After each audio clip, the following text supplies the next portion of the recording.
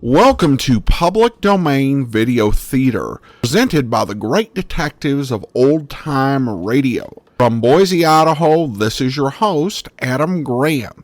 If you have a comment, email it to me, box13@greatdetectives.net. Today we get started with Season 3 of Dragnet, which by far has the most available public domain episodes. Today we're bringing you the 4th episode of the season, The Big Betty.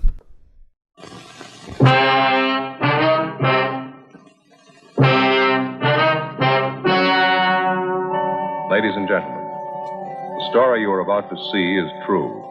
The names have been changed to protect the innocent.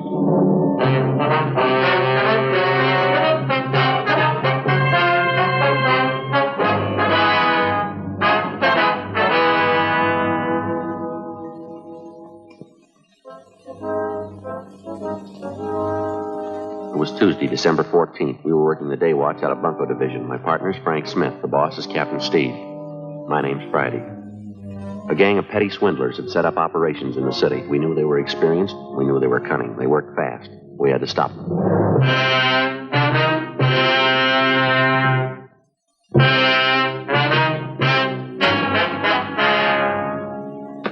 Joe? Yeah. It's Miss Bergstrom. You spoke to her on the phone last night? Oh, yeah, sure. It's my partner, Sergeant Friday, miss. How do you do? Glad to know you. These are the things you told me about, are they? Yes, here they are. Sure make them look nice, don't they? Yeah. Let me take the back off the watch for you.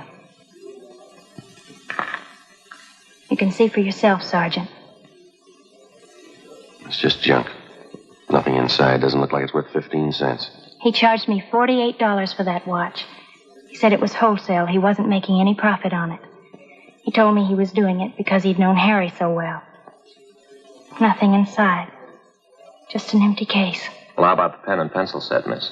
Just as bad. The pen's just a shell. Won't even write. Same with the pencil. I paid him $30 for them. Mm-hmm. This engraving on the pen with love from Harry? That's Harry, the boy I was engaged to. That's how the man got me interested to start with. He came to my house and gave them to me. The watch and the pen and pencil. He said Harry had ordered them as presents for me. I see. I just had to cry when he brought them. Poor Harry. When did this man come to your home, Miss Bergstrom? Yesterday morning. I guess I should have been more careful, but I didn't think anybody would do a thing like that. What kind of a story did he give you? Well, he came to the door and told me his name was Spencer. He said Harry had ordered these things as presents for me, and that Harry had told him to deliver them to my house. The watch looked beautiful in the case. I didn't know anything was wrong. I see. Would you go on, please? He told me it was a special order. He said Harry had written him from overseas the week before. Well, he said he hoped the engraving was all right. The way Harry wrote, he wanted it in his letter. I just couldn't take it. I cried. This man, he pretended to be a close friend of Harry's, huh? Yes, that's why I showed him the letter. The one Harry's folks got from the government about him being killed overseas. When did you receive that letter, Miss Bergstrom? 2 days before, on Saturday. Harry's name was in the obituaries on Monday. Mm-hmm. What'd the man do when you showed him the letter? He sympathized with me, or he pretended to. I didn't think there was any trick. I didn't know anybody was that low. The pen and pencil set looked a little cheap, but I wanted to keep them no matter how cheap they were. Harry's last present to me. That's what I thought. How'd he bring up the idea of money, miss? Well, when he was ready to leave, he told me that Harry had ordered the things on credit. He said he didn't want to mention it, but he wondered how he could get payment for the watch and the pen and pencil. He didn't show you a bill, did he? An invoice listing the price of the watch or the engraving that was done? No, and I didn't want him bothering Harry's mother and father at a time like this. So I borrowed some money from my dad and paid him. $48 for the watch, $30 for the pen and pencil set. Could you describe the man for us, Miss Bergstrom? What he looked like, clothes he was wearing? It's right here on this slip of paper. It's all written out for you. Thank you. It's a terrible thing, coming right at the time of Harry's death. Well, you're not alone, if that's any consolation.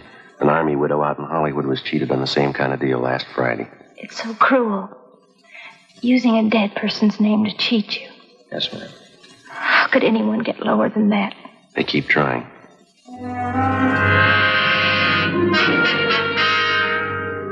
Frank and I took Miss Bergstrom's crime report. The phony watch and pen and pencil set were booked as evidence. In the past 2 weeks, we've received half a dozen identical complaints from relatives or friends of lately deceased persons. The swindler, or con man, as he likes to be called in his trade, gets the names of lately deceased persons from the obituary column or the military casualty list in the daily newspapers. He then fixes up some cheap article of merchandise with appropriate engraving and calls on the friends and relatives of the deceased. He pretends to know nothing about the death of the person who he claims placed the order for the merchandise. In almost every case, the friend or relative agrees to pay for the articles at some exorbitant price. For the con man, it's a lucrative racket. For the public, a vicious one. Wednesday, December 15th, Frank and I looked up one of our informants, a former con man by the name of Judd Scanlon. What do you think of it, fellas? Been in business 2 months now, doing fine. What do you think of it? Looks great, Judd. Nice setup. Finest baby laundry in South Los Angeles. That's what I advertise. Don't think it's too broad, do you? We'd like to know how close you got your ear to the ground, Judd. There's a gang of bunks in town. They're working hard. What pitch they using? They're working the obituary columns, casualty lists. Thought you might be able to help us. That's one thing they can never tear me for. Obituary racket. Lousiest racket there is. Can you do anything for us? Heard one little rumble about it. 4 or 5 boys in the con mob, that right? We know that, Judd. Where can we look for him? Well, as I say, when I quit the game, I quit. Oh, maybe I could take a few soundings for you. Can't promise you anything. I'm strictly on the up and up now. Okay, Judd. You know where to get in touch with us. We'd appreciate anything you can do. You've helped me plenty of time, fellas. Wouldn't hurt a bit to tab that bunch. Yeah, look at this. You ever seen anything so cute in your life? Real cute, huh? That's all right. Say, Judd, could I use your phone a minute? Oh, sure. Thank you. Might as well check the office while we're here.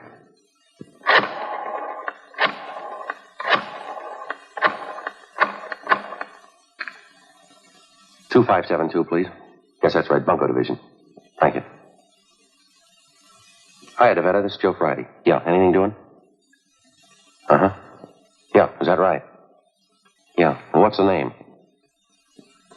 Uh-huh. I see. Yeah, you bet, John. Right. Yeah, we'll check it. Right. Thanks a lot. Bye. Anything? Yeah, we might have a lead on him. What is it? Reached a woman up in Highland Park, a Mrs. Westerly. Daughter was killed in an auto accident. Last night they came around and sold the woman a watch her daughter was supposed to have ordered. A necklace and a pen and pencil set, too. $250, usual junk. Uh-huh. They talked to this Mrs. Westerly? Yeah, I got a description. Everything matches all along the line. Yeah, well, what's the lead? Well, this Mrs. Westerly watched the man when he left her house. Yeah. He got in a taxi cab.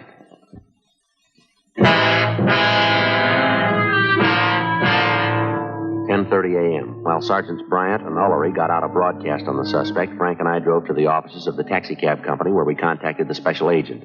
He helped us check the waybills for the preceding night. On the waybill for cab 213, we found the trip listed. Starting point, the intersection nearest the Westerly home. Destination, a hotel on South Flower Street. We went to the hotel and interviewed the desk clerk. From the description we gave him, he identified the man as Fred G. Norris from Minneapolis. At least that's the way he'd signed the hotel register. The clerk told us that Norris wasn't in. We had him show us his room. In his suitcases, we found quantities of dime store costume jewelry, monogrammed, 24 cheap wristwatches and wallets and handbags done in poor quality imitation leather. Also a portable engraving set. The clerk told us Norris was expected back shortly. We told him to say nothing to the suspect when he arrived. We waited in the room. We called the office to let them know where we were. 1 p.m. Still no sign of Norris. Let it ring. Think it's Norris? Could be. Call him to see if the room's clear. Yeah. Persistent, huh? No. Guess they gave up. I'll check to see who it was.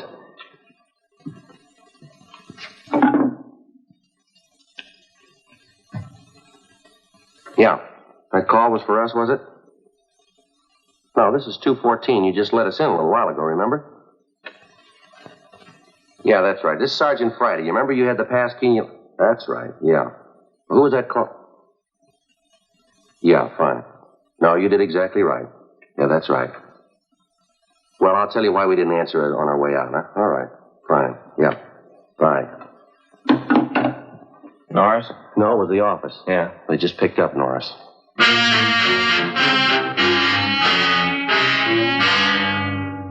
$2 p.m. We called the office and arranged for a stakeout at the hotel in case any of Norris's pals attempted to contact him. Then we drove back to the office. They told us Norris had been recognized from his description and picked up by Unit 1R7 on the way back to his hotel shortly before noon. Frank and I joined Sergeants Ullery and Bryant in the squad room where they'd been questioning the suspect. He looked about 40 years old, white male American, about 5 foot 8 inches tall, 160 pounds. He would admit nothing. You're wasting our time and your own, Norris. Face it. You were playing a rough game and you lost. Now, how about it? You're going to feel pretty silly when you find out you got the wrong guy. We got witnesses and evidence that say you're the right guy. You've got no evidence on me. I'm clean. Who do you work for, Fred? Company in the East. You wouldn't know them. You must have a business card, some kind of identification from the company. Well, I haven't. They don't give us any. You expect us to swallow that? I don't expect you to swallow anything. You can do what you want about investigating me. You haven't a thing to hold me on. Why not just stick me up and let's get it over with? Now, let's stop kidding, Fred. You've been in the con game so long you can't talk straight even when you want to. I got 2 suitcases of goods in my hotel room. If you think you can make me on that, you can go ahead. We got more than that, Norris. We got the people you swindled. They'll tab you. How about it? You want to do it the hard way? Joe? There's no use wasting any more time with them. You got that list of victims? Yeah. The ones with the check marks are the ones that tabbed Norris. Thanks.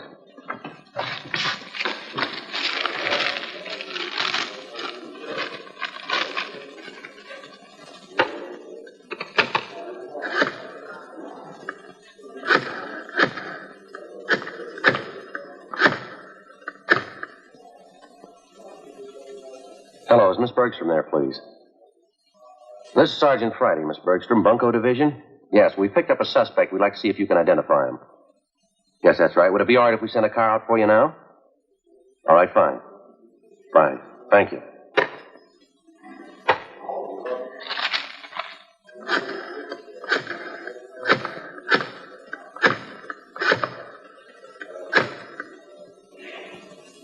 Mrs. Westerly? Miss Westerly, this is Sergeant Friday, Bunko Division. Yes, ma'am, that's right. Yes. We've got a suspect down here. We'd like to see if you can identify him. Could you come down if we sent a car out for you? Fine. Thank you very much, ma'am. Yes, ma'am. Goodbye.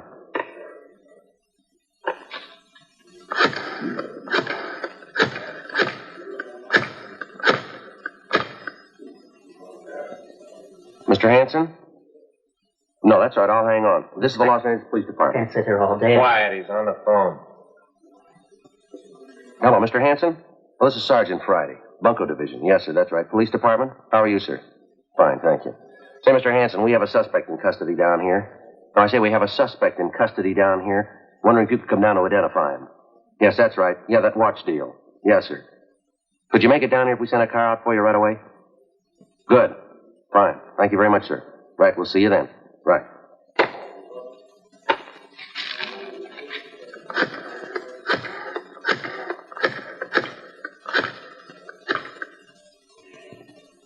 Hello. Hello, is Miss Cronin there, please?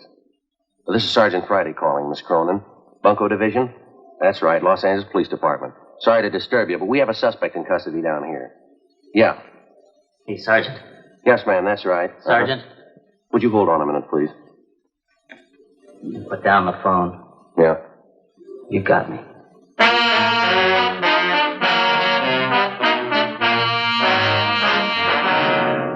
2:58 p.m. We informed the victims that the special show-up had been canceled. Then we called in a stenographer and had her take Fred Norris's statement. In addition to listing the crimes he committed, he also told us there were 6 men in the Bunko gang besides himself. He gave us the names and descriptions of each one of them. He stated that they'd been operating in Los Angeles for the past 4 months. Norris said none of them had ever met the leader of the Bunko gang. The only contact they had with the leader was through one of the older gang members, a man by the name of Wesley Fisher. Before Norris was taken to the main jail for booking, he gave us the address of the apartment where he had been living with the other gang members. Norris's information on the suspects was checked through R&I. We got one make, Wesley Fisher. He had one prior arrest 2 years before on a grand theft charge, but had been released for lack of evidence. 3:15 p.m. Together with Sergeants Ullery and Bryant and 2 men from Metro Squad, we drove out to the address given us by Fred Norris. It was a large apartment development in the Hollywood area. Well, Bryant and Ullery ought to be around back by now. Yeah, they've had plenty of time.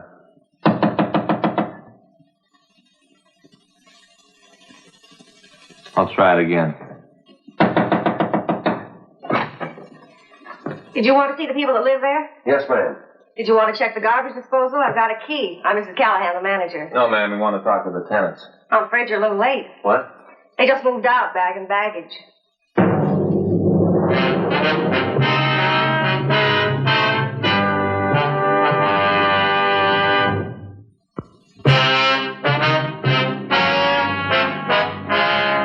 Wednesday, December 15th, 4 p.m. We made a thorough check of the apartment house, which the 6 suspects had just vacated. We found nothing that would help us. We talked to the manager of the building where the suspects had been living. She told us that they had rented the place furnished about 3 months before. She identified Wesley Fisher's mugshot, but she told us that he had used the name of Charles Wilder. She also identified each of the other gang members from the descriptions Fred Norris had given us. She told us that while they were living there, the men seemed to keep odd hours and that they had a car. She told us that she had taken the license number of the car the day the men moved in. The license number was checked with DMV. It was registered in the name of Wesley Fisher, 1008 California Street, a transient hotel. The manager told us Fisher had moved about 9 months before. There was no forwarding address. We got out an all-points bulletin on Wesley Fisher and his automobile, requesting that all occupants of the car be held for investigation of grand theft. Thursday, December 16th, 8 a.m. Frank and I checked into the office. Well, from what Norris said, we know they brought most of the junk they're selling with them from the Middle West. Yeah, it looks like they were using that hotel room Norris had for a warehouse. I guess they didn't want to keep the stuff in the place where they were living. You figure there's any way we can set up stakeouts? No, not unless we cover every name in the obituary column. The way it's going, we might have to try it. We've got to come up with something. Look at these. 2 more this morning, straight out of the obituary column. Yeah, they took one family for $90. The other one here for $60. That last run through the stats office help any? Got a couple of possibles for us. They pulled some more mugs for us. Going to show them to the victims this morning. What do you think about Norris? You think he's come up with everything? I don't know, Joe. Bryant and Ullery talked to him yesterday at the main jail. He didn't have anything new. I talked to the sheriff's bunco detail. They got one new case. Same M.O. Description comes close to one of the guys. The victim was the father of a Navy flyer lost overseas. They sold him a watch chain his son was supposed to have bought him for a present. Solid brass. I got anything new on it? Well, they haven't been able to come up with anything either. I got it. Bunco Division, Friday. Yeah. Oh, yeah, Judd. Uh-huh. Yeah, we can be there. Yeah, you bet. Be right there. Judd Scanlon? Yeah. He wants to know if the name Wesley Fisher means anything to us. Well, I don't know what it's worth, but my brother Max called me up this morning. You remember Max, don't you? No, I don't think so. Well, he's a night bartender at the Parrot, you know, and last night he spotted a couple of guys at the bar. They had a couple of day-old newspapers. Uh-huh. They were sitting there with the papers turned to the obituary column. They were checking off names and writing down addresses. Max is sharp that way. He spotted them right off. Does Max know these 2 men he spotted? No, not by name. But he knew that one of them lived in the hotel next door to the bar. When the hotel night clerk came in for a beer, Max asked him about it. He tagged one of the guys as Wesley Fisher. Did he have anything on the other man? No, the clerk told Max he doesn't live at the hotel. But he spends a lot of time there with Fisher. Uh-huh. Could you give us your brother's home address, Judd? We don't want to contact him at that bar. Sure thing. He just moved. Oh, I see. I don't know. Hope I didn't get you guys out here for nothing. Appreciate it, Judd. It looks good. Seems to fit. That hotel down there. The hangout for con men. The angles are all there. Let's hope Fisher is.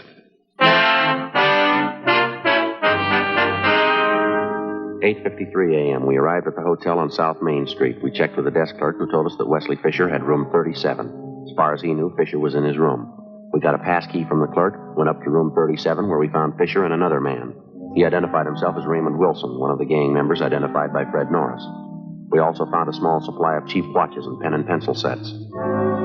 We found Fisher's car. It was impounded. We took both suspects back to the city hall.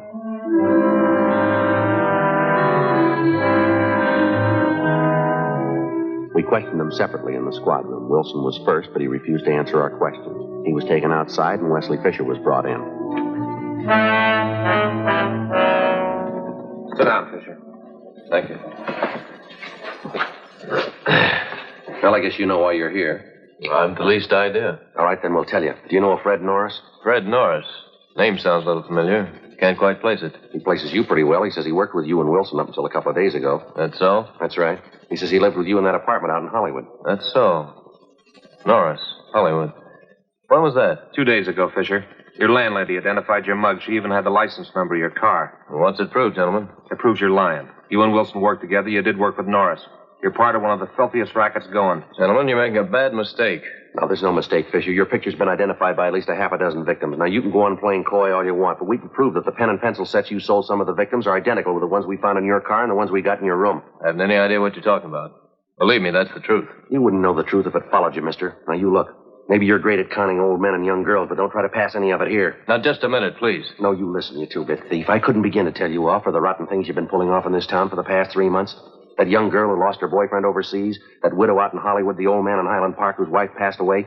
You must have felt real sharp cheating him out of a few bucks.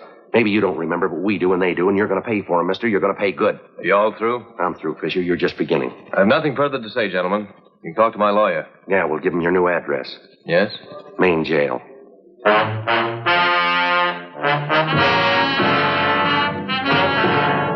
Suspects Wesley Fisher and Raymond Wilson were booked and transported to the main jail. Both of them were positively identified by the victims. Warrants were obtained for the 3 suspects, Norris, Fisher, and Wilson. They were arraigned and held to answer at the preliminary hearing on several counts of grand theft.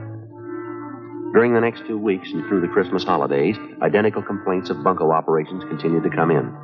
Friends and relatives of lately deceased persons were still being victimized. The gang's operations continued as usual. There was only one change. The crime reports showed that a woman was now operating in the obituary racket, along with the male suspects. Christmas came and went.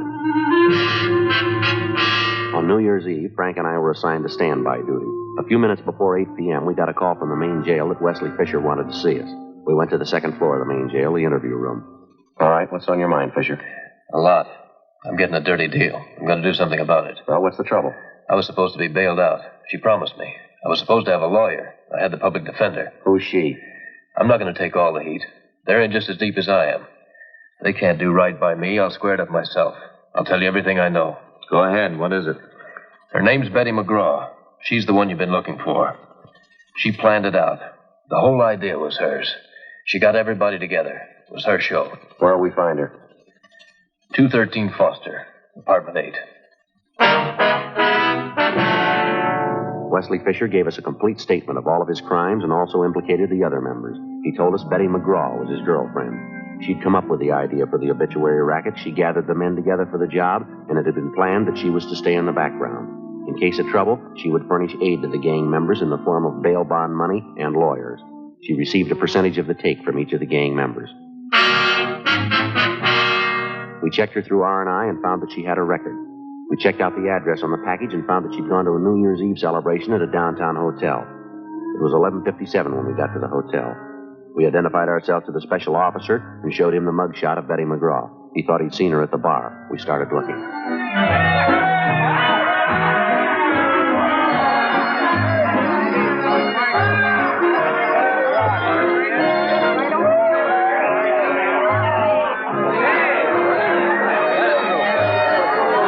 Let me get through here.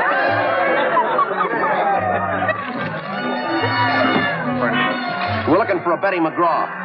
What do you want with her? All right, now come on, lady. Sober up. Is your name Betty McGraw? Yeah, I'm Betty McGraw. But I don't know you. Who are you anyway? Police officers. We'd like to talk to you outside. Outside. I'm staying in here. This is where the party is, right here. All right, come on, lady. Outside. Is there a bar outside? I didn't know there was a bar outside. Come on, lady. Let's go. I don't know you at all. I'm not going. I'm not going with you. This is New Year's Eve. Don't you know that? New Year's Eve, and it's almost 12 o'clock.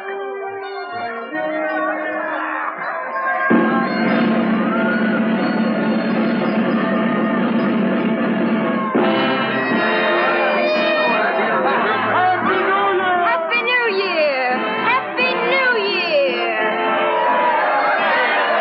No use trying to get through all this. Yeah, we'll have to wait.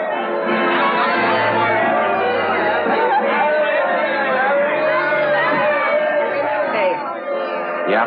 What's the matter? I don't know why, but I always cry on New Year's Eve. No reason. I just cry. Yeah? Every year. New Year's Eve, midnight comes, I cry. Got no reason for it. Is that right? I cry. I just cry. Never did have any reason for it. You're going to have one this year, lady.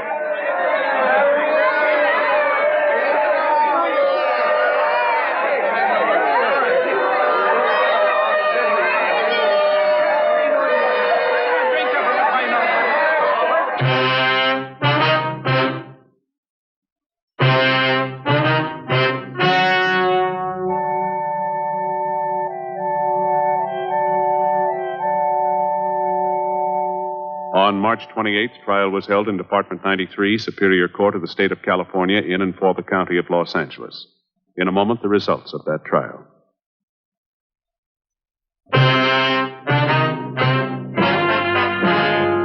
The suspect was tried and convicted on 14 counts of grand theft. The remaining members of the Bunko gang were apprehended, tried, and convicted on the same charges and received like sentences. Grand theft is punishable by imprisonment in the state penitentiary for not less than 1 nor more than 10 years.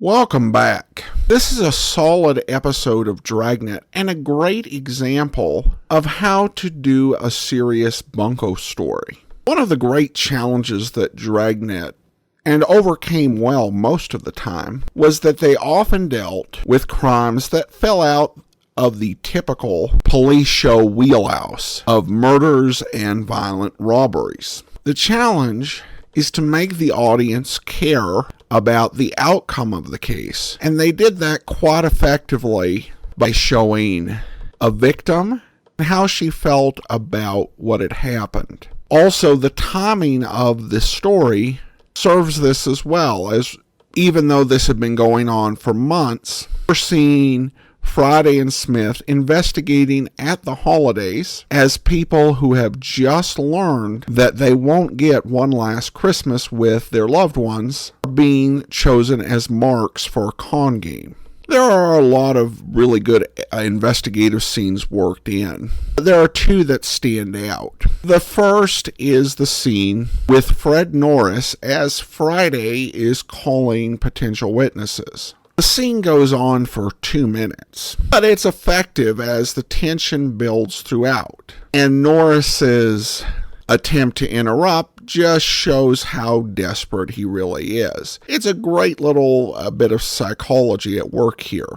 The final scene is also very well done and a great setup for a very solid final payoff, as they go to bring in the mastermind of the entire caper. And they don't discover an evil genius. They discover a woman who is getting plastered on New Year's Eve. And when she cries on New Year's, it has a feel of a vapid bit of emotionalism induced by alcohol.